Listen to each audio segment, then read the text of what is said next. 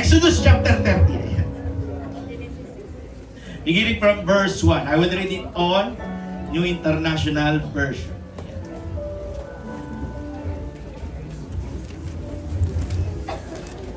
Ayan. And the Bible says, make an altar of acacia wood.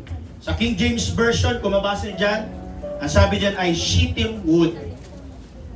So talagang durable at decay resistant pagdating ang gamit sa acacia wood, mga kapatid. No? Noon pa man, matibay na, no? Pero hanggang ngayon, ginagamit pa rin ng mga acacia wood, mga kapatid, sa paggawa ng upuan, lamesa, cabinet, di ba? Nagamit pa yan. Make an altar of acacia wood for burning incense. It is to be square, a cubit long and a cubit wide, and 2 cubits high, its horns of one piece with it. Overlay the top and all the sides and the horns with pure gold. Sabihin natin, pure gold. Pure gold, putata. And make a gold molding around it. Make 2 gold rings for the altar below the molding, 2 on each of the opposite sides, to hold the post used to carry it. Make the posts of acacia wood or shittim wood and overlay them with gold. Put the altar in front of the curtain that shields the ark of the covenant law. Before the atonement, cover that is over the tablets of the covenant law where I will meet with you. Aaron must burn fragrant incense on the altar every morning when he tends the lamps.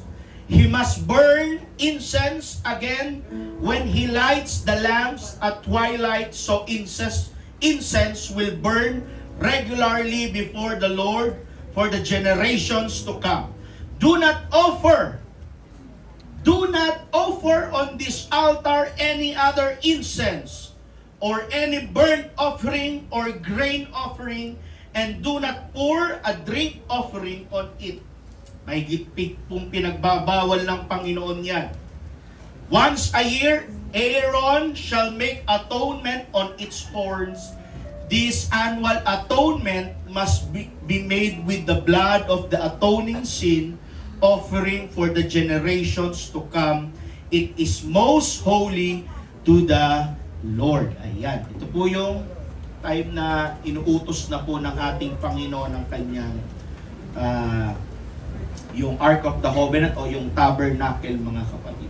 Psalms chapter 141 verse 2. May my prayer be set before you like incense. May the lifting up of my hands be like the evening sacrifice. Pamamagatan ko po ang mensahe ng ating Panginoon na nagsasabing, when prayer rises like incense. When prayer rises like incense. Panginoon, i-bless mo ang iyong mga salita sa umagang ito. Help us, O God, to understand your words. Give us a revelation, give us wisdom, knowledge, and understanding through your words, O God. Gawin niyo pong mababaw ang mga mensahe mo sa umagang ito, na siyang lubos po naming maunawaan ang iyong nais iparating sa aming kalagitnaan. Anoint thy servant, anoint your words. Be with us today, O God. We can do nothing without you. Amin pong ibinabalik ang papurit pagsamba sa pangalan ni Jesus namin tagapagligtas. In Jesus' name, amen. God bless us all, mga kapatid. Please be seated. Hallelujah. Ano ba ito?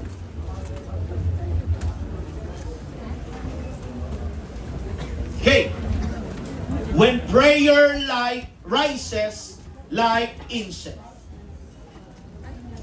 Ang libro po ng Exodus, mga kapatid, dito po halos nakasaad ang buong kasaysayan ng mga Israelites noong unang panahon. Ang buong karanasan ng Israelites sa pagpapahirap, pagpapaalipin o pang-aalipin, lakbayin, instructions, miracles. Ano ba yung mga miracles na nasulat sa Exodus? Yung paghahati sa Red Sea, yung pagpapalaya ng Panginoon sa lahat ng mga Israelites through the hands of Egyptians, yung mana na nahuhulog sa langit, yung quail eggs na nahuhulog sa langit, yung tubig na bitter, pinatamis ng ating Panginoon. Ano pa mga milagro? Naturo ko to sa Bible study mga kapatid noon. Marami pong mga milagro mga kapatid ang masasaksihan dito po sa Book of Exodus.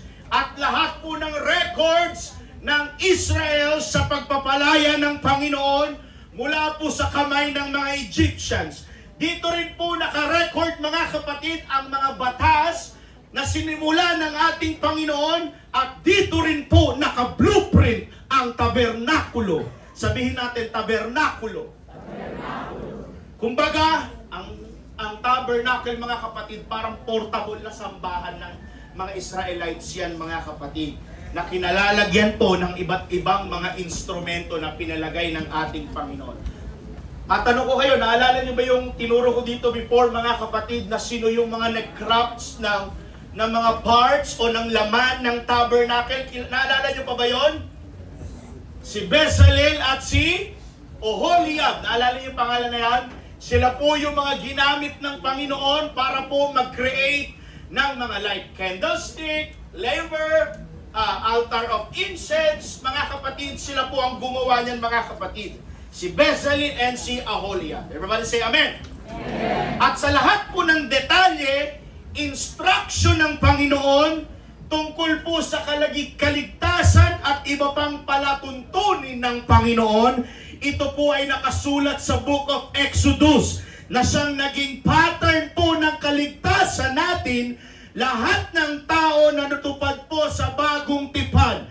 Nung nagkatawang tao na ang ating Panginoon, yung pattern na ginawa ng Diyos sa book ng Exodus ay siya rin pong naging pattern natin sa bagong tipan na kung saan tayo po ay nagkaroon at nagkamit ng kaligtasan. Tayo po ay nakapagsisi sa ating mga kasalanan. Tayo po ay nabautismoan sa pangalan ni Jesucristo at tayo po ay tumanggap ng banal na Espiritu Santo ng ating Panginoon.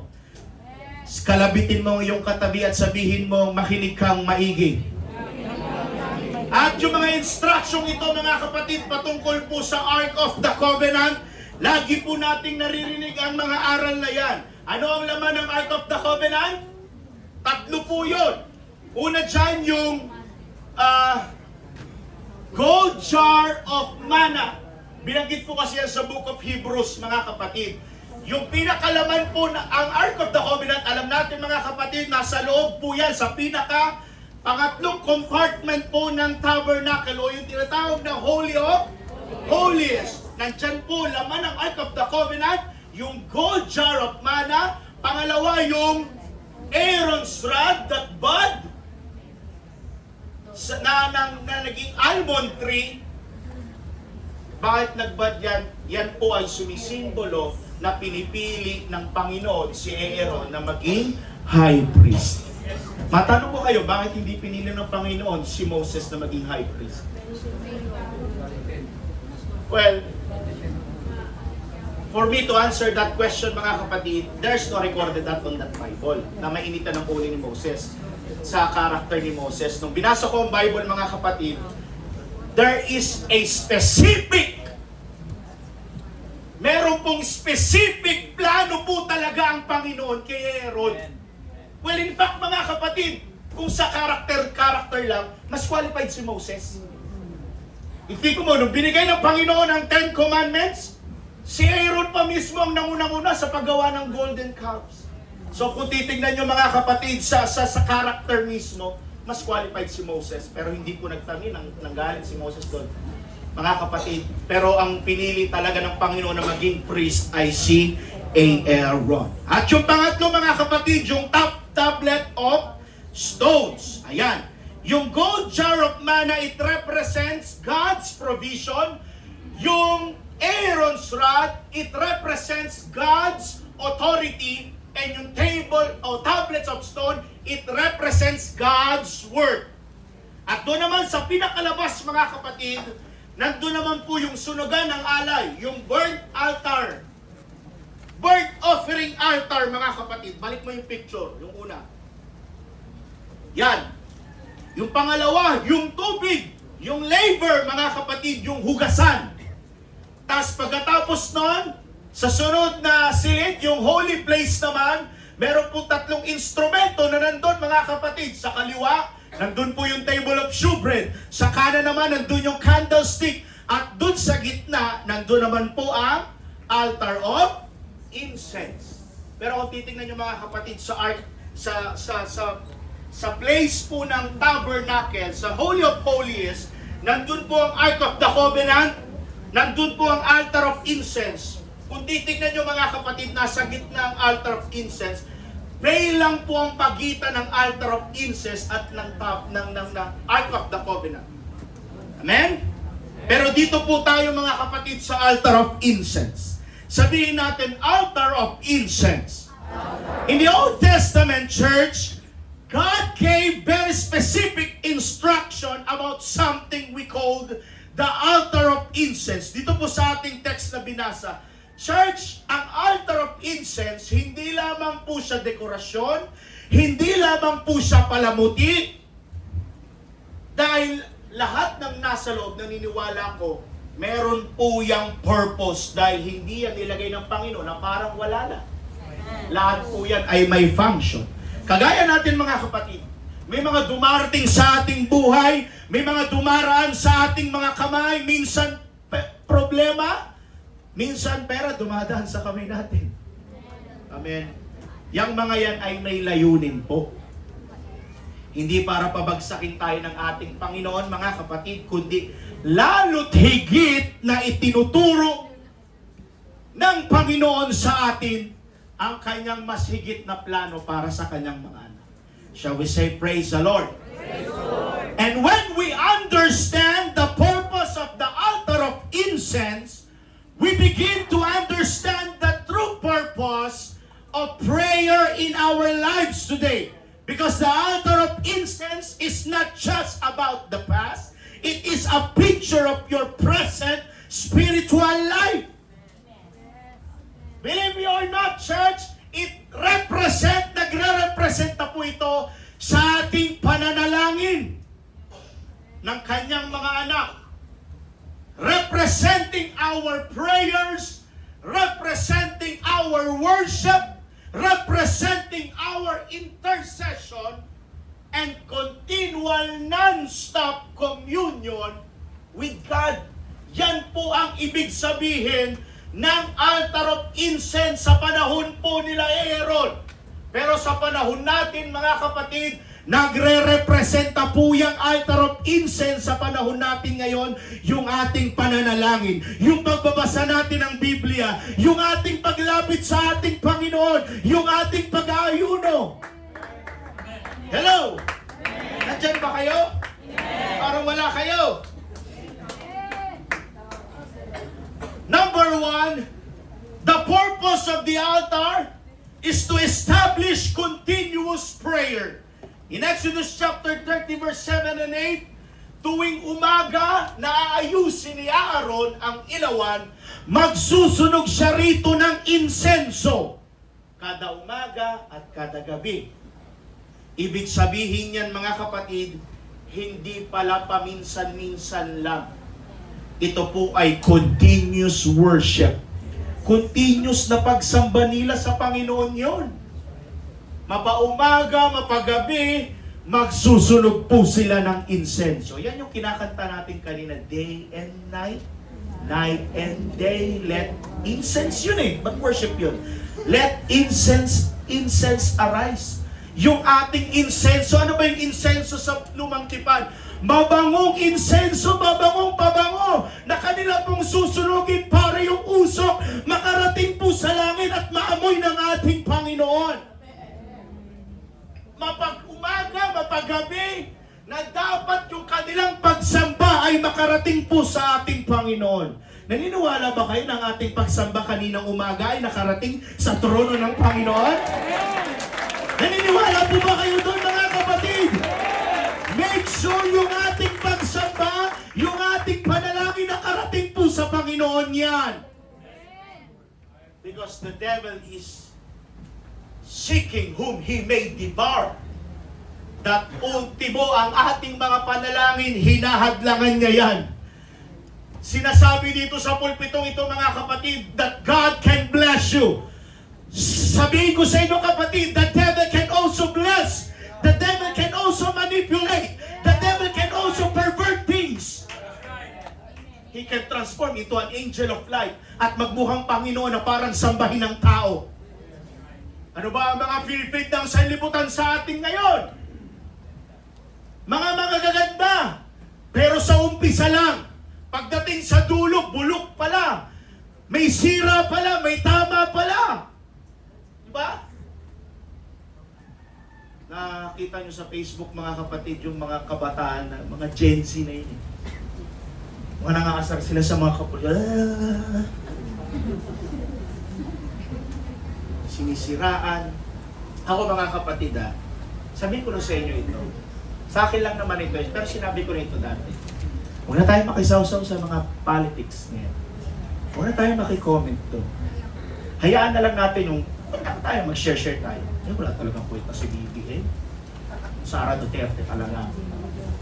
Yung iba naman dito, may suporta na Risa Hontiveros. Kung sino meron ganyan. Diba? Sino dito kay John B. Cremulya.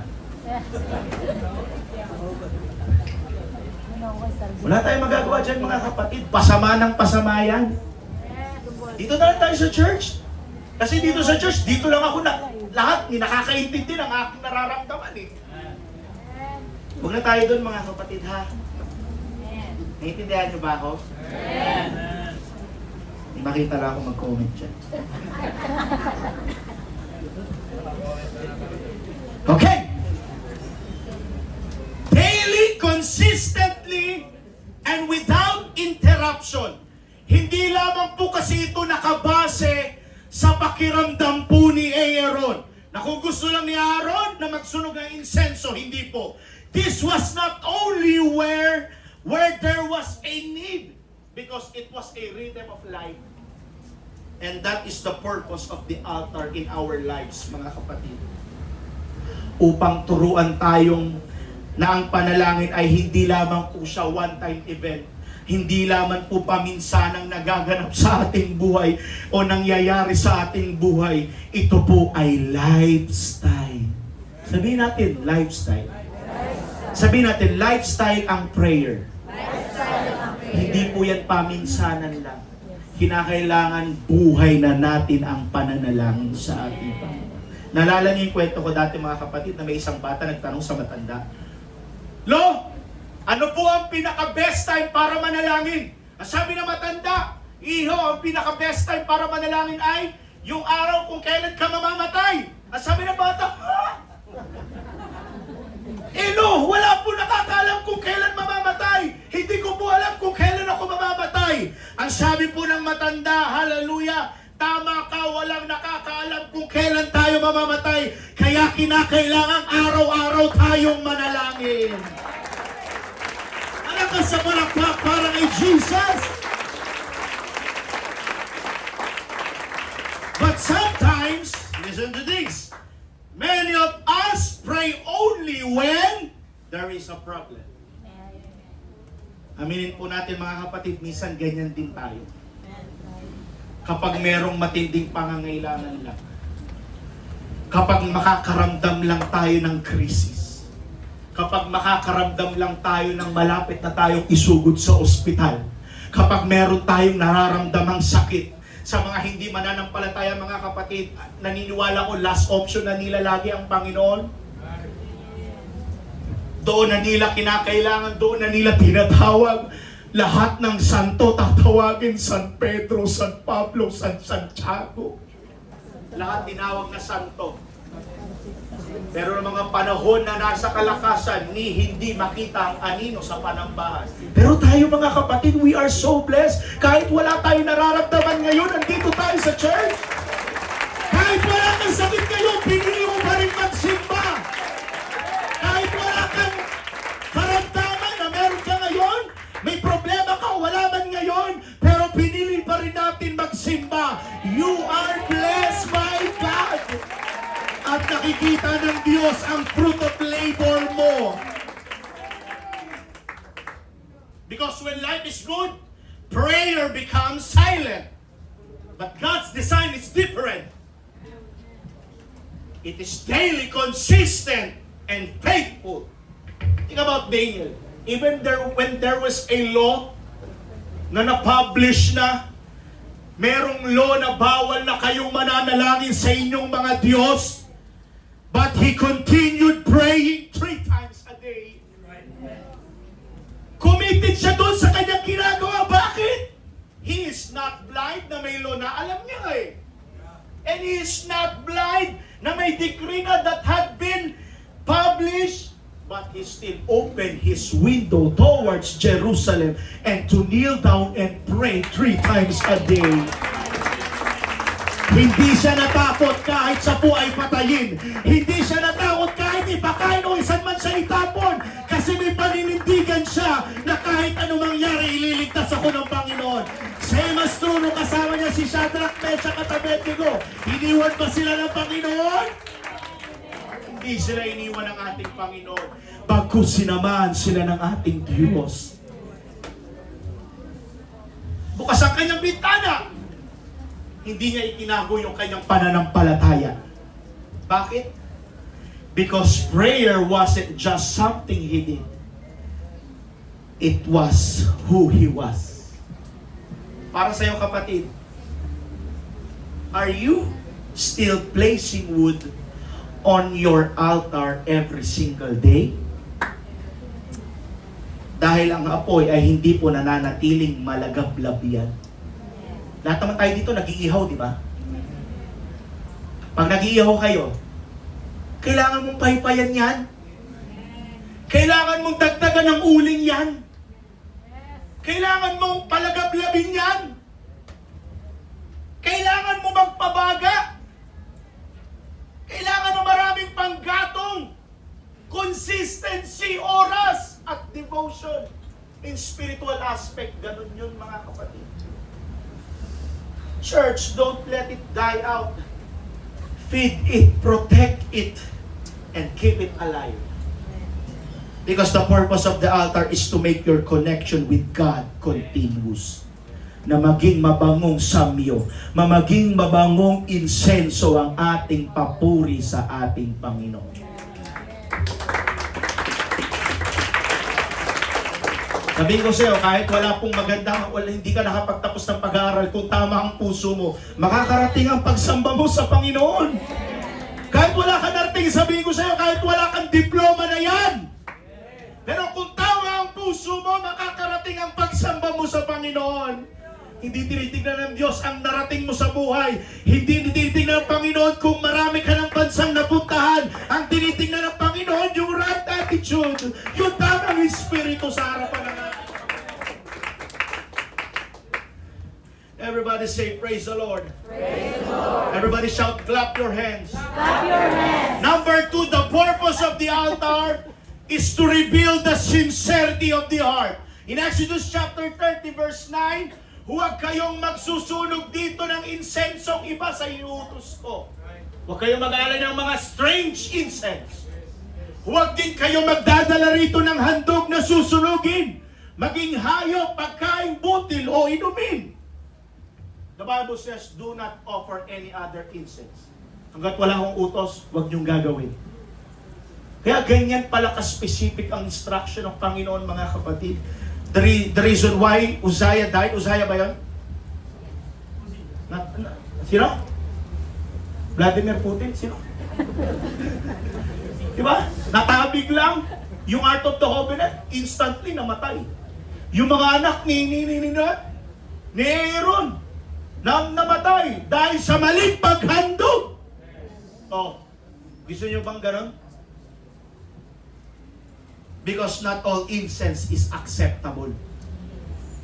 Not all offerings carry the right heart. This means there is no substitute.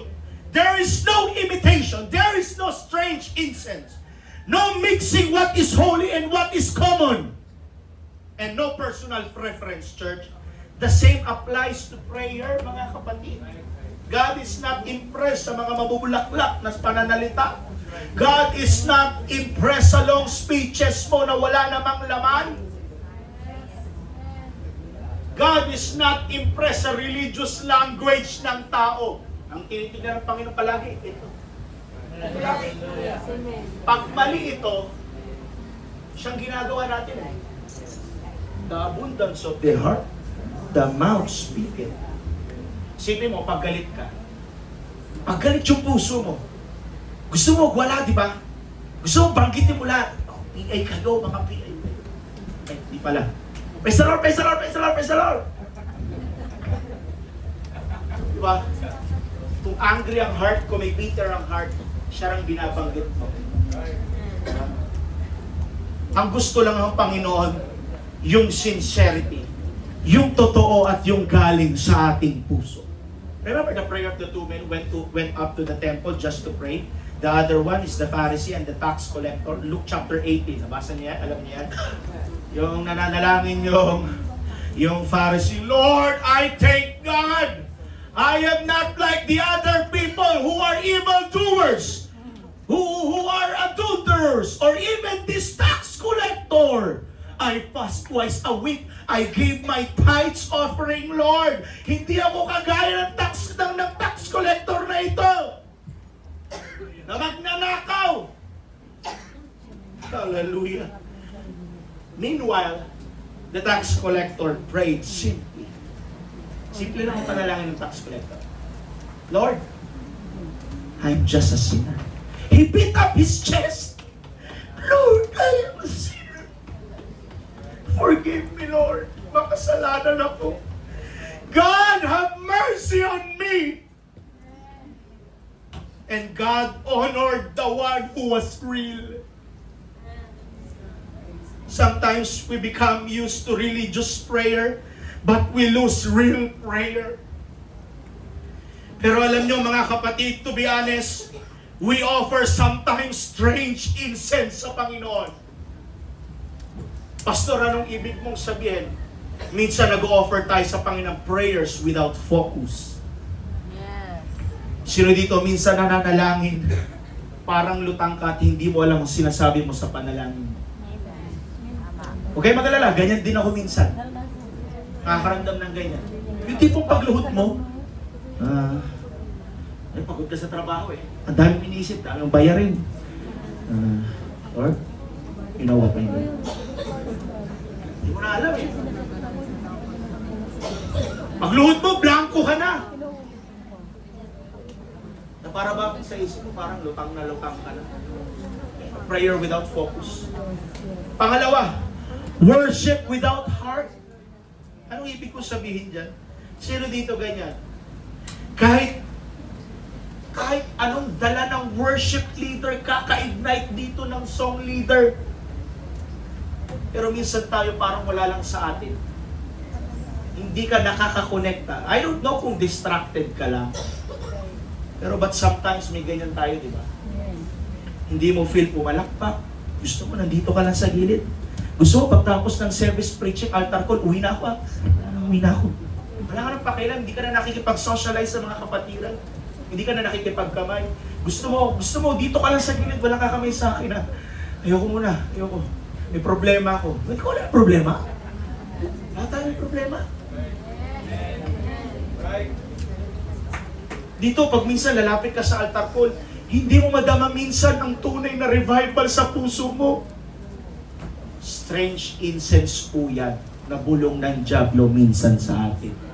Kaya ako sa inyo mga kapatid, pilitin mong makalapit sa paanan ng ating Panginoon. Pilitin natin yan. Ako, kita ko dito sa pulpito mga kapatid eh. May discerning spirit din po ako mga kapatid. Makikita mo na. Ano bababa ang Holy Ghost sa'yo kapatid? Hindi mo binubuka bibig mo? Paano dadapo ang banal na Espiritu Santo ng Panginoon sa puso mo? Kung may naglayang siya, sige magpuri ka, isang baho pa ng hininga na nag-ano siya. Hindi mo maramdaman ang presensya lalo ng Panginoon. Baga lubog na nga yung tao, nilubog mo pa. Talagang killer breath eh. Hindi, totoo lang mga kapatid. Paano bababa ang banal na Espiritu Santo ng Panginoon kung nakaganyan lang tayo at nakatikom ang bibig? Use your hands just like antenna. Di ba minsan, dati wala pang mga cable, antayin ng mga TV natin, di ba? Nilalagay nyo pa nga sa taas ng bubong nyo eh, para magka-signal. Malinaw na ba yung showtime? Malinaw na ba yung Itbulaga? O dati, ganyan kami mga kapatid, yung antena namin, hindi pa yung parang mayaman na daw kayo mga kapatid kapag yung antena nyo, ang daming ganun. Eh yung antena namin mga kapatid, isang ganun lang. Saan pa ito pinili ni Pastor Joshua? Malinaw na ba? Lalong-lalo na mga kapatid, pagligo, laban ni Pacquiao. Malinaw na ba yung channel na Pag may coverage ng laban ni Pacquiao, kinakailangan. Pili mo si Pastor Joshua. Sumalangit na ang kanyang kaluluwa kasi naalala ko pag laban ni Pacquiao, mga kapatid. Mga 2 minutes lang, tapos yung altar ko lang. Uya na! Ito na sa bahay, bukas sa TV. Doon na lang laban ni Pacquiao. Dati inaabangan talaga natin ngayon, parang wala naman. Wala. Pwede namang i-replay na lang. Dati, dami natin mga kapatiran dito, may mga access pa sa Las Vegas. Round 2 lang daw si Hato na. Dami natin mga access mga kapatid. Pero tanungin mo, sa preaching, may naalala ba? Wala.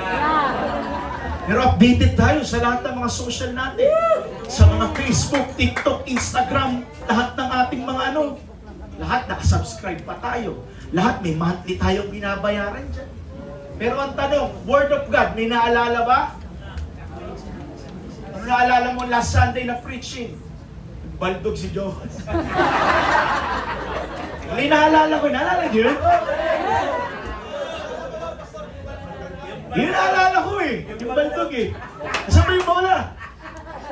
Hindi ko yung bola. Hindi mabasa. Tama na yun? Okay! Lapit na yung kasal si Jomas, mga welcome to tatay. Ilabas na yung paddle natin ha. Yung paddle ha. May paddle tayo, di ba? Magsusunog tayo ng insenso. Okay na, sige na. The purpose of the altar is not to showcase your words, but to reveal your heart. Yan po ang ibig sabihin, mga kapatid. Number 3, the purpose of the altar is to draw you into God's presence. In Exodus chapter 30 verse 6, pagkayari, ilagay ito sa labas ng kurtina ng kaba ng tipan at ng luklukan ng awa, dito kayo tatagpuin. This means it was positioned close to the presence of God. Kaya yan po ang dahilan kung bakit malapit po ang Ark of the Covenant at ang altar of incense. Kahit veil lang ang pagitan niya. Para po doon sila kakatagpuin ng presensya ng Panginoon. Dito, hindi na natin kailangan gumawa ng tabernacle pa. Hindi na natin kinakailangan po humahanap ng perfect lamb o perfect na tupa na walang blemish at spot and wrinkles para ihandog sa ating Panginoon. Tingnan nyo, ang ganda ng ginawa ng ating Panginoon. Libre na tayo makalapit sa pana ng ating Panginoon by means of your prayer, by means attending ng mga gawain, by means of reading your Bible. Malapit na natin makonekta, malapit lang tayo sa ating Panginoon. What does that tells us? Prayer is what draws you near to God. It is not just about asking or receiving, it is about relationship. Amen. But often we treat prayer like a transaction minsan. Parang transaction na lang natin, panalagi yung panalangin. Lord, bigyan mo. Lord, ayusin mo ito. Lord, tignan mo ito. Lord, tignan mo yan. Parang ganun lagi prayer natin sa ating Panginoon. And we forget, listen to this is very important. Sabihin ko sa inyo. Alam niyo po ba na ang greatest gift ng panalangin ay hindi kasagutan? Listen to this. Alam niyo po kung ano ang greatest gift of prayer? It is about His presence. It is not about your petition na sinagot ng Panginoon. It is all about His presence.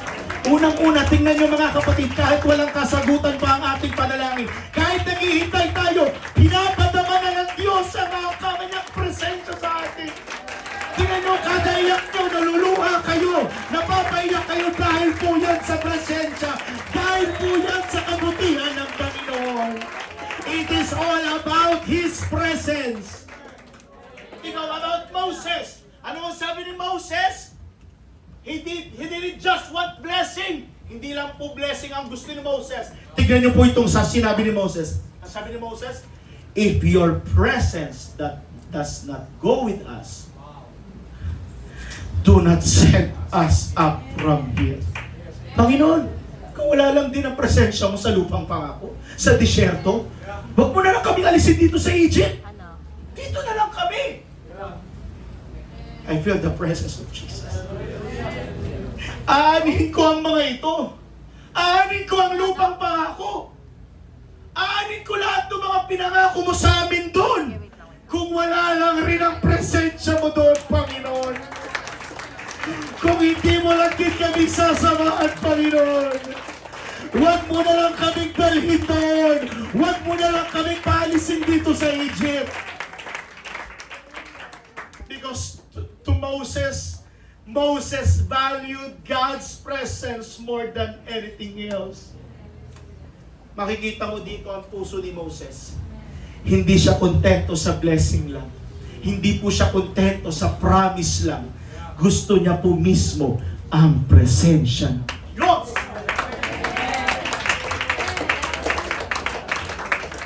Para bang sa atin, aanhin ko ito, Panginoon.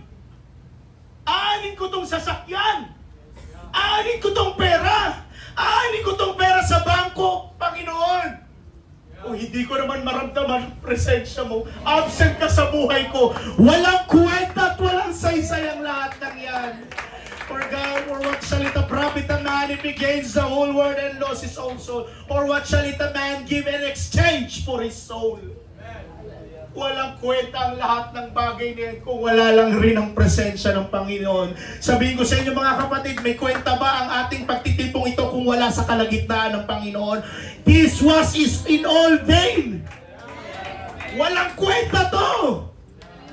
Pero dahil kasama natin ang ating Panginoon. Come on! Pero dahil kasama natin ang ating Panginoon, sasabihin ko sa inyo, lahat ng ginagawa natin dito ngayon ay may kahulugan.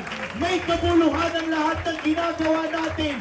Yung simpleng pagsabi mo ng hallelujah ngayon, it means to God. Yung pagsimpleng pagtaas mo ng kamay, meron po yung impact sa Panginoon. Yung pag-awit mo kanina, yung mga backup, yung mga musicians, yung pagtugtog mo kanina, may kabuluhan po sa Panginoon yan. Lahat ng ginagawa natin dito ay meron po sa harapan ng Panginoon yan. Sa mga ushers, yung pagkamay mo kanina, malaking bahagi po yan sa kingdom ng Panginoon. Yung pagtatites nyo, yung pagbibigay nyo sa Panginoon, malaki pong bahagi sa Panginoon yan. Because it matters to God. It means to God. I hope, isa lang tayo ng common denominator ngayon. Nararamdaman ko ang presensya ng Panginoon. Na para bang kagaya tayo ni Moses, Lord, if thus your presence does not go with us, huwag mo na lang kaming tanggalin dito. Dito na lang kami sa Egypt. Total, marami naman kami kinakain dito. Pero sabi ng Panginoon, aalisin ko kayo dyan. Aalisin ko kayo dyan. Hindi yan ang permanente nyo wala. Ilang taon captive ang Israelites, ang mga Egyptians? 430 years. Pero pinalaya sila ng ating Panginoon. At sinamahan din yun ng presensya ng Panginoon. Naniniwala ba kayo na kasama natin ang Panginoon ngayon? Parang mahina ang amen. Naniniwala ba kayo na kasama natin ang ating Panginoon? Malakas naman ang palakpak para sa ating Panginoon. Come on, worship Jesus! Sampahin mo ang Panginoon! Sige kapatid, for a minute. Purihin natin ang ating Panginoon! Sampahin mo siya! Naniniwala ko bago ka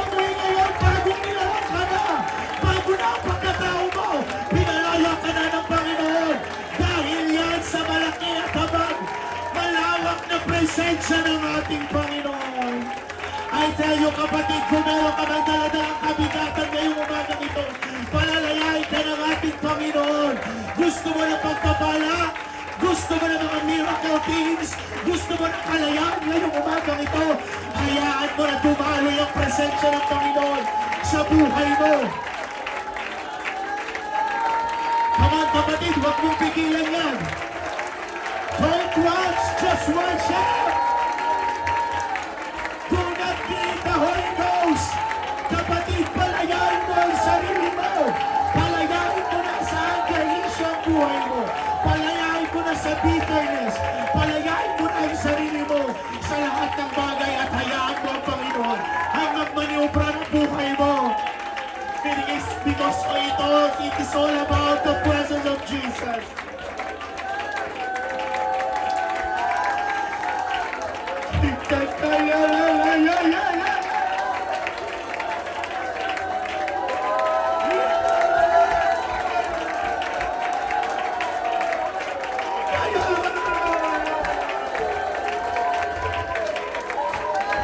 May pinapalaya ang Panginoon sa dako nito.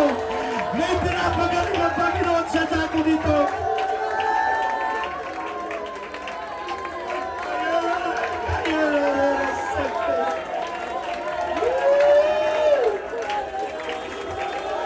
Let your incense arise. Let your incense arise. Let your worship arise, church.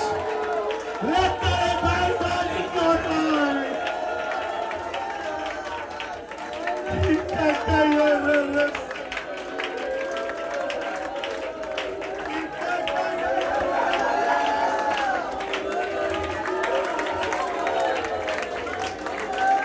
Let your incense arise. Maging mabangong insenso ang tagsamba mo sa Panginoon.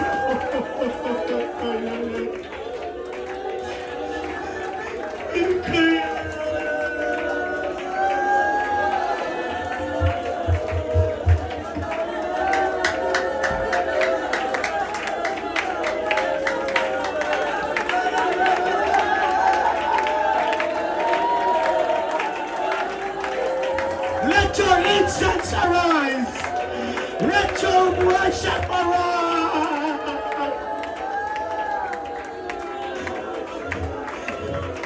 It's not about me nor about you. It is all about Jesus. It is all about His presence. His holy presence.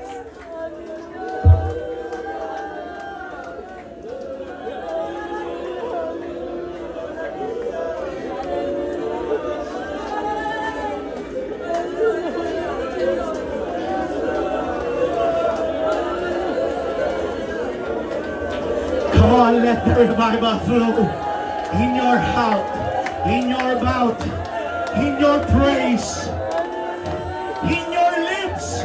Come on! Sige! Come on, mga tatay! Come on, mga nanay! Come on, young people! You are the backbone of this church! Sige! Dumadaloy po ang presensya ng Panginoon sa dakong ito. If you are sensitive by the more in the Holy Ghost, come on in the Holy Ghost, church. Come on, sige, nabubuhos na ang Panginoon ng kanyang banal na Espiritu Santo. Sige, use your voice, use your mouth. Come on, people of God, speak with other tongues as the Spirit gave it utterance. Paminsan-minsan lang natin tayo makarinig ng mga ganitong klaseng mensahe. I know, mga kapatid, it is not yet too late. Come on, somebody worship Jesus. Worship Jesus, worship.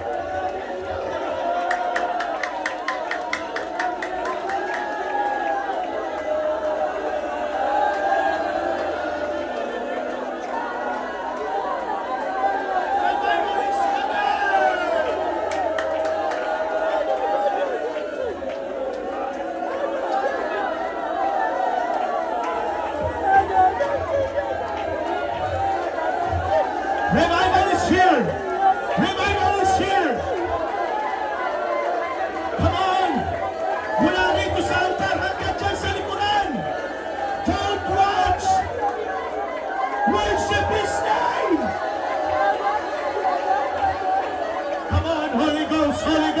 Ghost.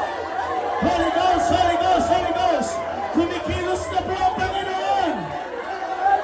Kumikilos na ang Diyos.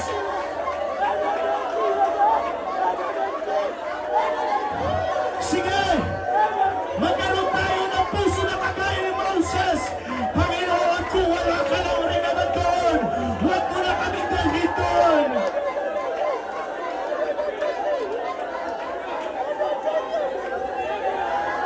Huwag tayo maging actor sa lahat ng bagay. Unahin natin ang presensya ng Panginoon.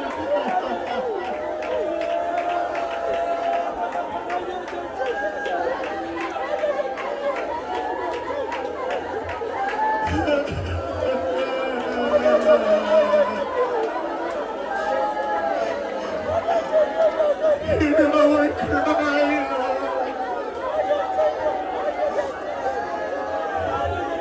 Let your incense arise. Let your worship arise.